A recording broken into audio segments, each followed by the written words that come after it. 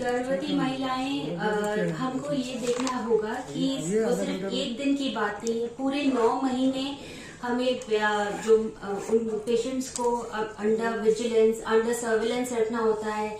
उनके न्यूट्रिशन से लेकर उनकी जो मानसिक स्थिति है, उनका जो उनके जो एलर्जी, एटोपी और अस्थमा के सिम्टम्स अगर उनमें है तो कैसे कम से कम दवाइयों में एक मेंटेनेंस अचीव कर पाए और हमें दवाइयां बढ़ानी ना पड़े।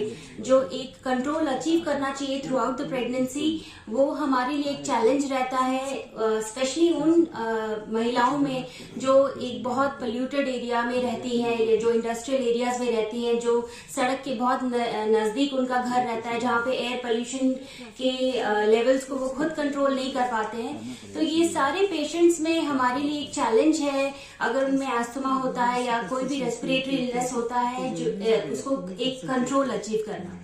अच्छा मैडम, क्या लगता है कि जो कोविड का दौर था उस दौरान लोगों ने मास्क पहनना एक जो है अपने जो है लाइफस्टाइल में शामिल कर लिया था, अब जो है लगता है फिर से दोबारा कर लेना चाहिए जो पॉल्यूशन को लेकर? देखिए, एक मास्क कल्चर शुरू हुआ था कोविड के टाइम पे, जो लोगों के मन में, दिमाग में बहुत ही पॉजिटिव इम्पैक्ट भी छोड़ा है।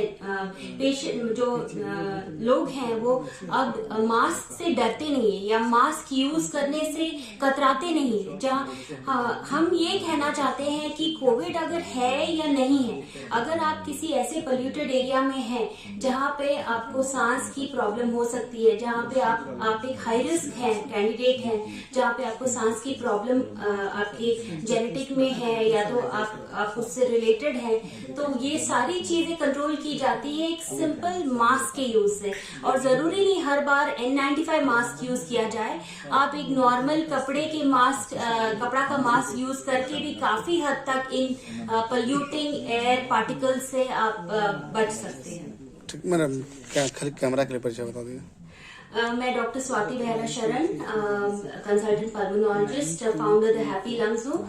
हमारा ये रिजॉल्व रहता है कि कैसे हम पेशेंट्स को, कैसे हम सांस के पेशेंट्स, अस्थमा, एलर्जी के पेशेंट्स को अर्ली डायग्नोज करके उनको एक ट्रीटमेंट कंट्रोल में लाएं, ताकि जो रांची और एडजॉइनिंग झारखंड में जो एलर्जी के लेवल्स बढ़ रहे हैं, एलर्जी और अस्थमा के पेशेंट्स बढ़ रहे हैं, उनको कैसे हम प्रॉपर ट्रीटमेंट गाइडेंस और एक कंट्रोल अचीव कर पाए।